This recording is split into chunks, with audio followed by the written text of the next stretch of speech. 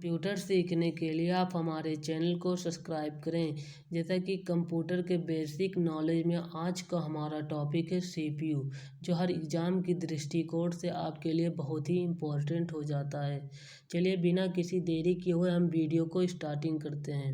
CPU, हमारे CPU का जो फुल फॉर्म होता है वह होता है सेंट्रल प्रोसेसिंग यूनिट, और यह हमारे सीपीयू का स्ट्रक्चर कुछ इस प्रकार से बनता है।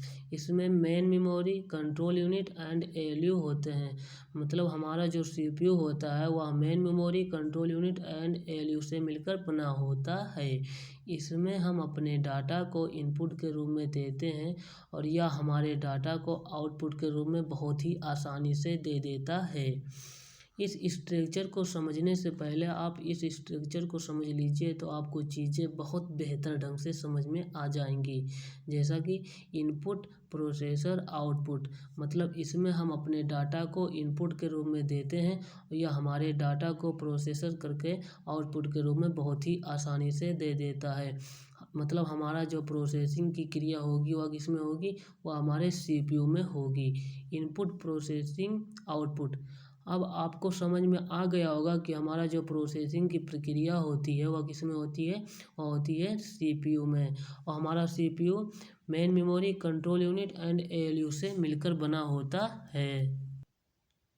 सीपीयू यह एक प्रोसेसिंग डिवाइस है, जैसा कि आपको फुल फॉर्म से ही पता चल गया होगा। इसे हम माइक्रो प्रोसेसर भी कहते हैं। मतलब इसे हम प्रोसेसिंग डिवाइस कहेंगे, लेकिन कौन सा प्रोसेसिंग डिवाइस कहेंगे, वह माइक्रो प्रोसेसिंग डिवाइस कहेंगे। यह सिलिकॉन से बना होता है। हमारा जो सीपीयू होता है वह सिलिकॉन से बना होता है। इसमें लाखों ट्रांजिस्टर लगे होते हैं। हमारे सीपीयू में लाखों ट्रांजिस्टर लगे होते हैं। इसमें एएलयू, सीयू, एमयू यूनिट शामिल होते हैं। जैसा कि अगर आप स्ट्रक्चर ध्यान से देखे होंगे तो आपको यह चीज़ें पता होंगी कि इसमें एएलयू, सीयू एंड एमयू शामिल होते हैं। अब हमारा आ गया एएलयू। इसका फुल फॉर्म है अर्थमेटिक लॉजिक यूनिट।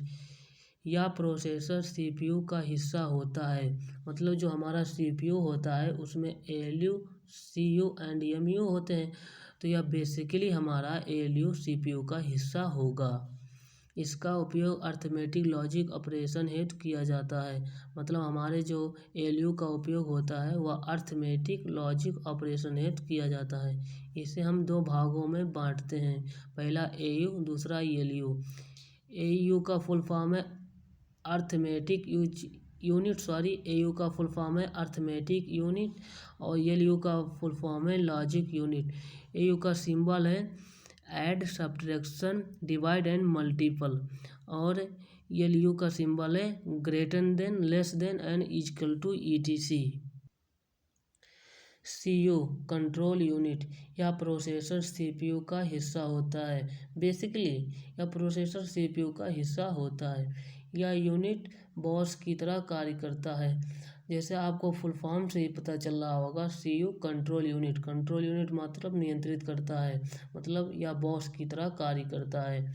यह इनपुट एंड आउटपुट इकाइयों को नियंत्रित करेगा।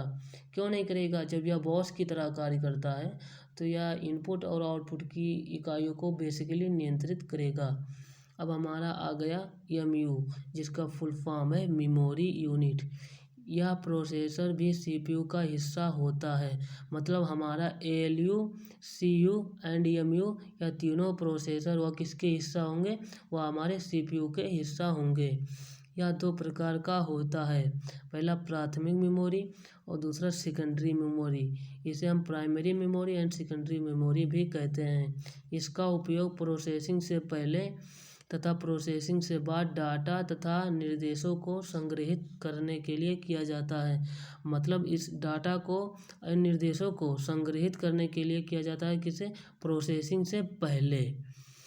जैसा कि आपको बहुत बेहतर ढंग से समझाने के लिए हम बहुत ही इजी फॉर्म में अपना नोट लिखते हैं, जिससे आपको चीज़ें बहुत ही अच्छे ढंग से समझ में आ जाए। धन्यवाद।